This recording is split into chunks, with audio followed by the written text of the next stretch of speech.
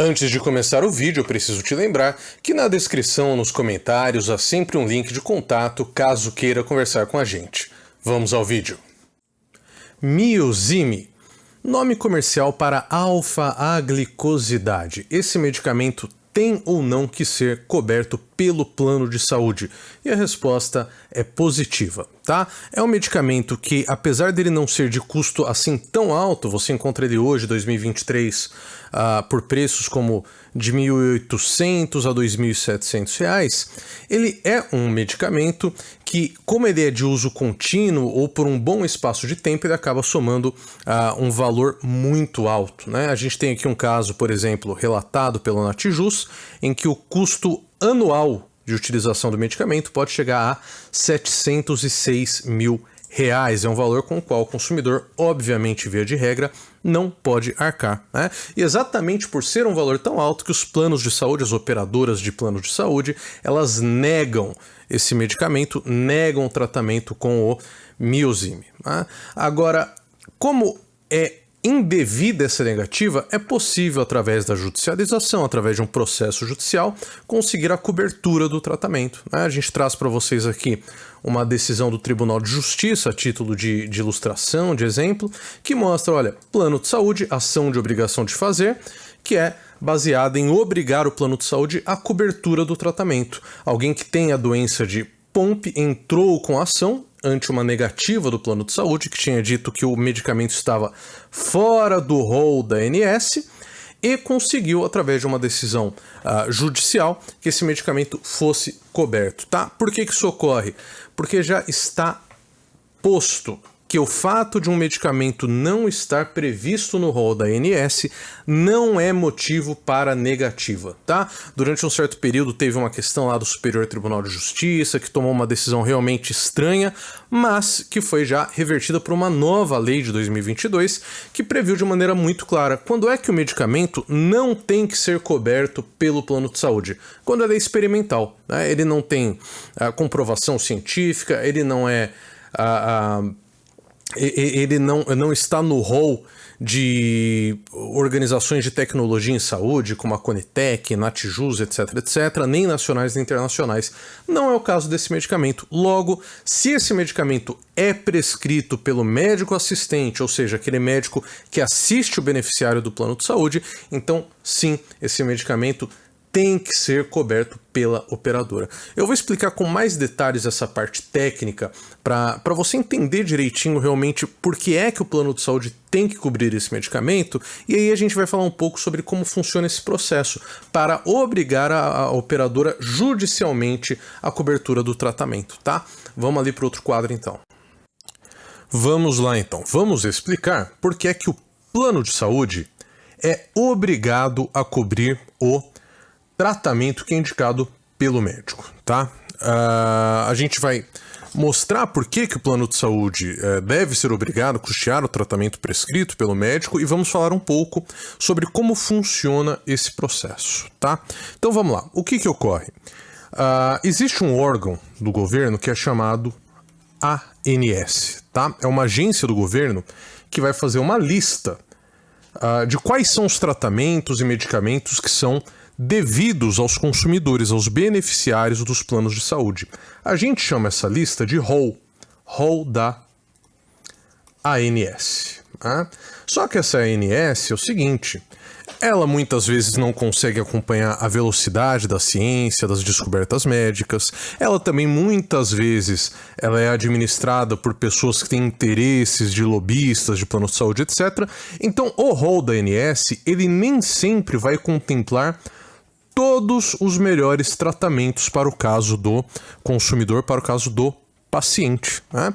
E antigamente o Poder Judiciário falava, olha, esse rol da ANS aqui, essa lista de remédios, é só um exemplo, né? O plano de saúde tem que cobrir outros tratamentos além daqueles que estão nesse rol. Ocorre que a Justiça, desde 2022, mudou o seu entendimento e passou a dizer que não, que o que tem que cobrir é o que está nesse rol aqui, com algumas exceções, mas via de regra seria isso. O que ocorreu então? O Congresso foi lá e aprovou a lei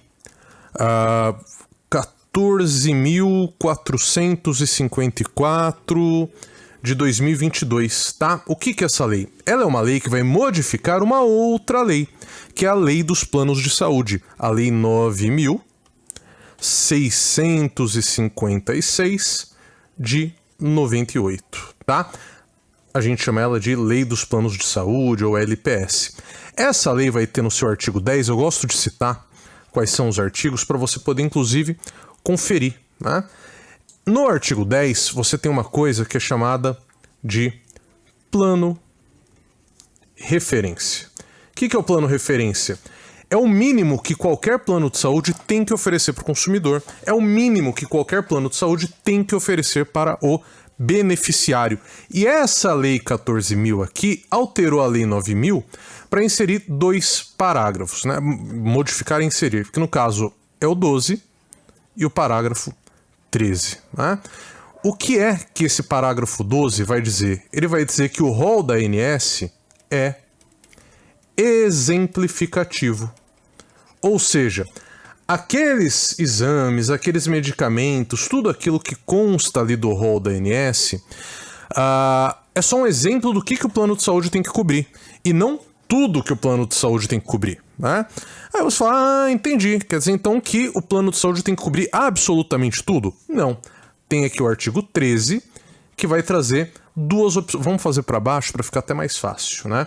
O artigo 13 vai explicar que há 2 casos em que o plano de saúde tem que cobrir o tratamento que está fora do rol da ANS, que são os casos em que o tratamento tem comprovação científica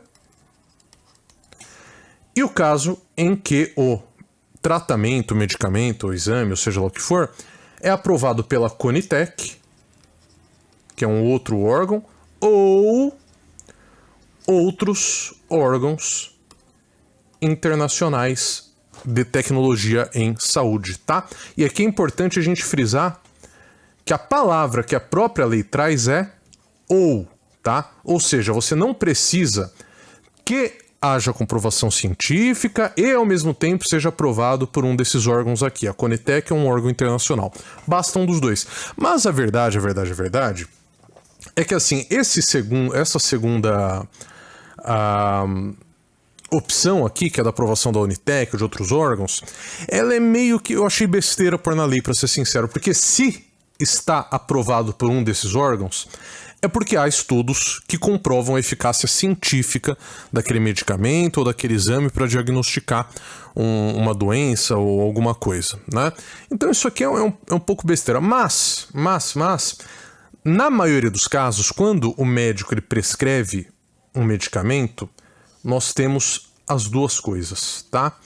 Porque o próprio Código de Ética Médica, ele não permite que o médico prescreva tratamentos experimentais. Tratamento experimental é uma coisa que não é um médico no dia a dia que vai passar para você. Quem vai passar para você tratamento experimental pode ser um médico dentro de um instituto de pesquisa, né? Geralmente não é o caso. O médico do plano de saúde, ele não vai fazer isso, ele só vai te passar um medicamento que tenha comprovação científica, ele já foi testado, já teve pesquisas a respeito da efetividade daquele medicamento ou daquele exame para poder colaborar com o eventual diagnóstico, com a manutenção dos cuidados com a saúde do paciente. E ele normalmente, aqui realmente o Conitec demora muito, tá? Mas quando a gente, aqui no escritório pelo menos, quando a gente vai entrar com a ação, a gente sempre junta no processo documentos que demonstram que existe comprovação científica, e geralmente existe, porque como eu disse, o médico não vai receitar para você um tratamento experimental, ele não é louco de fazer isso, né? Via de regra, lógico que pode ocorrer, né? Tô falando aqui pela experiência que a gente tem no escritório. A gente confia em entrar com o processo porque a gente confia que o médico não tá lá apostando o CRM dele numa aventura, né, no experimento. Mas geralmente, se tem comprovação científica, algum desses órgãos internacionais vai já ter aprovado a utilização desse medicamento, desse tratamento em geral, né? A gente costuma buscar muito aqui no escritório as aprovações do FDA, tá? Que seria um equivalente à Anvisa só que lá dos Estados Unidos, né? E é muito importante estar de olho em tudo isso aqui que eu estou trazendo para vocês. Por quê? Porque como essas mudanças, pode ver a Lei 14.000 que eu citei, ela é de 2022, né? A gente entra para ver os processos, o que os advogados estão fazendo quando entram com o processo, eles ainda estão atuando com a lei antiga, com os entendimentos antigos da jurisprudência. Às vezes a gente vê até juiz julgando sem perceber que mudou a maneira como você tem que fazer a prova das coisas no processo, né? Hoje em dia você prova juntando no processo essas duas coisas aqui, né? Mostrando que está cumprido o que está escrito no parágrafo 13 do artigo 10. Você não pode mais entrar com o processo pensando no que havia antes da inovação legal, porque senão você corre realmente um risco de perder esse processo por besteira, né? Então é importante seguir tudo isso aqui, porque a lei veio a favor do consumidor, a favor do beneficiário, né? A lei, ela realmente enxerga uma situação em que é muito difícil que o beneficiário não tenha direito à concessão do medicamento, né? Mas aí a gente precisa aprofundar e lembrar de duas situações, tá? A primeira é a da medicação off-label e a segunda é a da medicação para uso domiciliar, tá? Vamos lá. Off-label, o que é off-label? É aquele medicamento que ele está sendo utilizado, mas que aquele uso em específico não está na bula do remédio, né? Então vamos supor, você tem um problema de... você tem um tipo de tumor, que é um tumor X, né? E o tratamento para esse tumor, ele é geralmente feito pelo medicamento Y. Ocorre que o medicamento Y foi testado e não funcionou. O seu médico sabe que existe um medicamento Z, que ele é aprovado pela Anvisa, é um medicamento que ele é seguro e que ele é usado para tratar... Eu vou pegar um exemplo bem bobo aqui, mas é só para você entender bem o que é o off-label. Ele é usado para tratar queda de cabelo. Perceba que assim, entre queda de cabelo e tratar um tumor, a princípio não tem nada a ver, mas há estudos científicos, a comprovação científica de que pessoas que estavam usando esse medicamento para queda de cabelo e tinham esse tipo de tumor, viram a diminuição do tumor. Ou seja, o medicamento não foi feito para tratar esse tumor, por isso não está na bula. Mas o medicamento é seguro, ele é aprovado pela Anvisa, é um medicamento que tem comprovação científica de que ele vai tratar o seu problema. Logo, o fato de ser uma prescrição off-label, de não estar na bula, não invalida a prescrição, tá? Então o plano de saúde tem que cobrir, tá? Tem que cobrir esse medicamento, mesmo que seja uma prescrição off-label, uma prescrição fora da bula. E aqui, por fim, a gente vai ver uma questão que é não menos importante, que é se o remédio for de alto... Porque se é um remédio baratinho, normalmente a pessoa não tem interesse em ver esse medicamento coberto pelo plano de saúde. Mas e se é um medicamento de alto custo para você utilizar em casa, que é um medicamento domiciliar? O plano de saúde é obrigado a cobrir? E a resposta é não, tá? A gente tinha algumas decisões da justiça no sentido de que se o medicamento, o tratamento, ele é um tratamento de alto custo, o plano de saúde deveria custear mesmo que fosse para uso domiciliar. Hoje o entendimento, e tem uma exceção que eu vou trazer para vocês, tá? Mas hoje o entendimento é que o medicamento para uso domiciliar, por mais que ele seja de alto custo, ele não tem que ser coberto pelo plano de saúde. Ele deve ser coberto apenas quando é para uso, que a gente chama de uso hospitalar, né? Que é o uso quando você está internado, ou uso ambulatorial, ou seja, quando você tem que ir até uma clínica médica, um hospital, qualquer coisa, nem que seja só para aplicar o medicamento e ir embora, né? Mas se ele é aplicado ali no âmbito ambulatorial ou hospitalar, então sim, o plano de saúde deve cobrir o medicamento. Agora, se é domiciliar, aí não deve. Qual é a exceção? A exceção são os medicamentos antineoplásicos, tá? Ou os que fazem parte desse tratamento. Ou seja, se são medicamentos para tratar câncer, para tratar carcinoma, para tratar tudo que for câncer, Então, sim, mesmo que for para uso domiciliar, o plano de saúde tem que cobrir esse medicamento. Ah, mas esse medicamento ele não é exatamente para o câncer, é um medicamento porque outro medicamento que eu tomo para o câncer me causa um problema estomacal, então eu tenho que tomar esse medicamento que é caríssimo para poder proteger o meu estômago. Não importa, faz parte do tratamento do câncer, portanto, deve sim ser coberto. Tá? Então, basicamente, quando a gente fala na obrigatoriedade de um plano de saúde de cobrir tratamentos, a gente passa por esses aspectos, né? E por isso, se você utiliza a tese correta, que é essa tese que eu passei para vocês, que é fazendo o quê? Pegando a lei 9656/98, aí seu advogado entra mostrando que o parágrafo 12 decidiu que o rol da ANS é exemplificativo.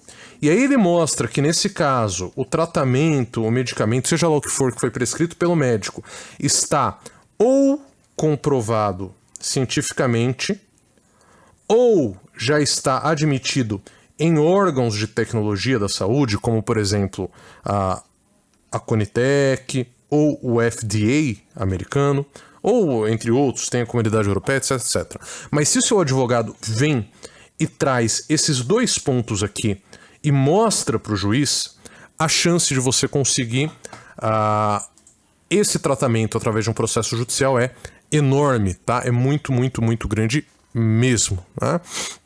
A não ser, lógico, como eu disse, que seja um caso de medicamento experimental, aí fica muito, muito difícil, né? E é um processo que ele é relativamente...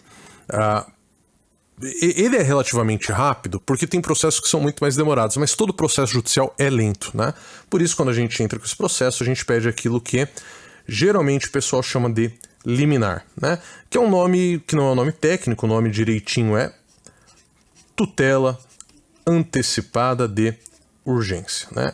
Você pede essa tutela antecipada de urgência, que o pessoal chama de liminar, falando, olha, juiz, se a gente for esperar esse processo acabar, que vai demorar 1 ano, 1 ano e meio, quem sabe 2 anos, para poder conseguir esse tratamento, não vai rolar, vai piorar o estado de saúde do beneficiário, né? Então seria o caso da gente fazer o quê? Da gente ter uma liminar, uma ordem desse juízo, falando assim, olha, plano de saúde, você tem, por exemplo, 48 horas, se o caso for muito urgente, ou 5 dias, se não for tão urgente, para custear esse tratamento. Caso você não faça isso, vai pagar uma multa lá de R$1.000 por dia, de R$2.000 por dia que você demorar para realizar a cobertura do tratamento que foi definido pelo médico assistente, tá? Então, por mais que processos sejam um pouco demorados, via de regra, a gente tem sim o deferimento dessa liminar, às vezes tem que recorrer para conseguir a liminar, mas em 99% dos casos a gente consegue e consegue garantir o tratamento através do plano de saúde para que o consumidor possa receber aquele serviço, que é um serviço que ele contratou e que a lei diz que ele tem que receber, tá bom? Bom, preciso lembrar você que se quiser conversar com a gente, tem links aqui na descrição, tem links nos comentários, links de contato, e ficamos à disposição. Até a próxima!